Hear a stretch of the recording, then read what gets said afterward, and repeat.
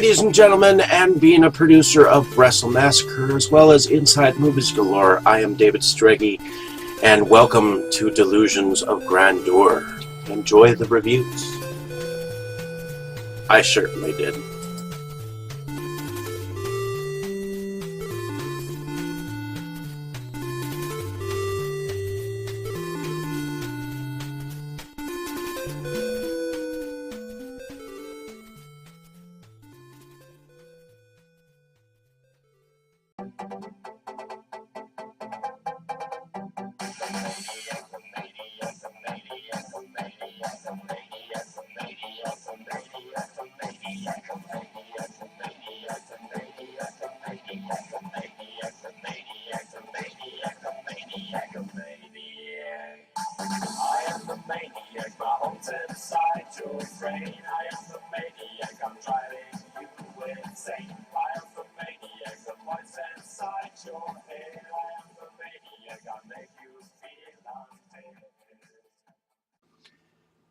Hello there, ladies and gentlemen.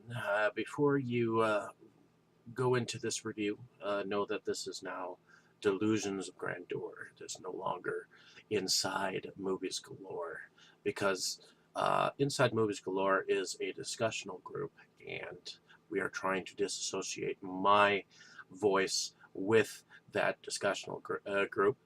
So, knowing that going in, enjoy the review. It's all part and parcel of the whole genie gig. Phenomenal cosmic powers! Ladies and gentlemen, welcome back. I am your host, David Strege, here on Inside Movies Galore. And my next review is on a film by director Mitchell Altieri, which is called The Night Watchman. But before I get into that film, I wanted to apologize. On my review right before this, I said that Les Miserables from 2012 was actually put out by Andrew Lloyd Webber. Well, I got my information wrong. It was actually put out by Alain Boublil and Claude Michael Schoenberg for the original stage musical, which was adapted to stage from Victor Hugo's novel. So I apologize if I got my information wrong, but also some of the writing credits go to William Nicholson and Herbert Kretzmer. So I wanted to get some of that straight before I went into this film. So first of all, to understand a little bit of this film, you have to understand where the director comes from. Originally, he wrote and directed a film with his film partner, Phil Flores, who evidently Mitch and Phil both became known as the Butcher Brothers after this film, and this was called The Hamiltons, that they wrote they wrote for the 8 Films to Die For series. And then from there, they went on to direct with Sony Pictures the remake of the 80s horror classic April Fool's Day in 2007, and it was released in 2008. And then they worked with the producers of Halloween and the Texas Chainsaw Massacre and directed the independent film The Violent Kind, which has actually become kind of a cult classic among certain, independent, people, which was about a bunch of redneck aliens. So in any case, after the Hamiltons, they directed The Thompsons, which was the sequel to the Hamiltons. So you have a bit of a history with at least Mitchell Altieri going on there. So, and ultimately, he in 2017 he got together with Ken Arnold, Dan DeLuca, and Jamie Nash to co-write. Well, to direct the film The Night Watchman, which two of the writers, Ken Arnold and Dan DeLuca, also star in the movie as Ken and Luca, but there is also Jiggets, Karen, Rajiv,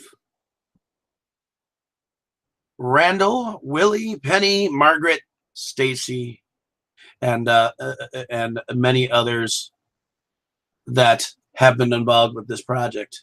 But anyways, the storyline is this. Evidently, there is a clown that is well known called Blimpo, who, with his troupe of other clowns, visited Romania for a show, since they are a traveling carnival. So evidently Blimpo died of some disease, and moving forward with that, we have three night watchmen who work for a newspaper, and the band member of a band called Dra Cool has come to Ken and Jiggets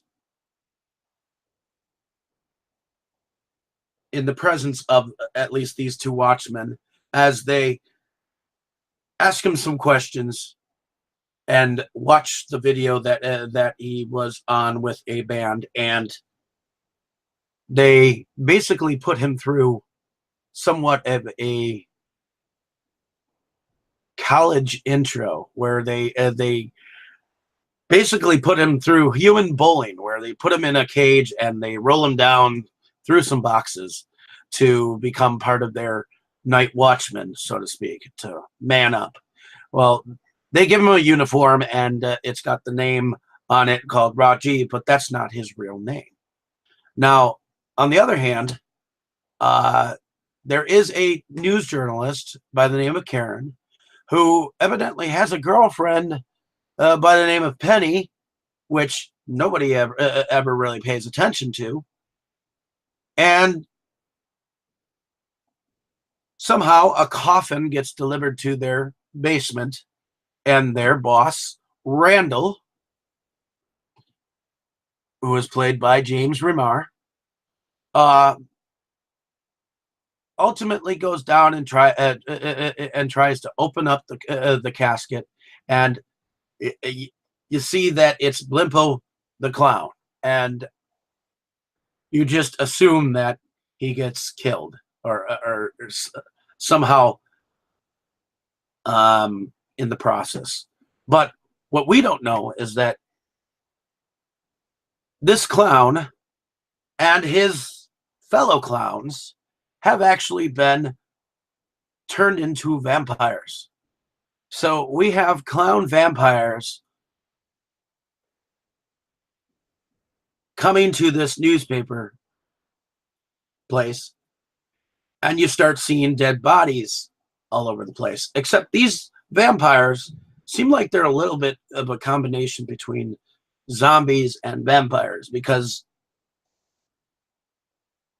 they've got the growl of a zombie, and yet they've got the teeth of a vampire and the speed and strength of one.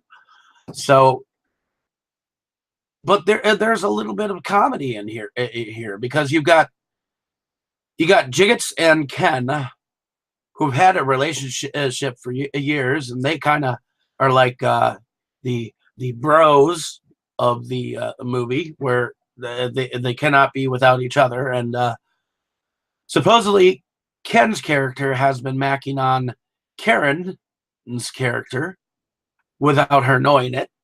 And somehow, ultimately, all 5 of these people, Ken, Luca, Jiggets, Karen, and Rajiv, team up to go up against these vampire clowns. But all of them go through a state of fear. There is a moment where they are up against their janitor, Willie, who turns into a vampire vampire, and there is a hilarious moment where Jigget's thumb gets stuck inside the dude's head. And another thing is when they stake the vampire clowns, or vampires, so to speak, they let out some gas. So it's definitely comical, definitely entertaining, and I thought the special effects were pretty awesome. It was a really fun film. You got these characters who come together, and in the end, you see a possible setup for a second film for these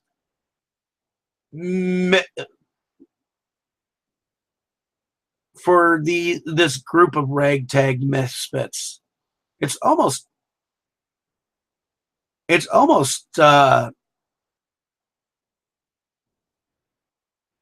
refreshing because some of the humor is spot on, so in the now, and yet it's set up like some of the 80s slasher films, so it's kind of cool. So if you enjoy this kind of film, then definitely check it out.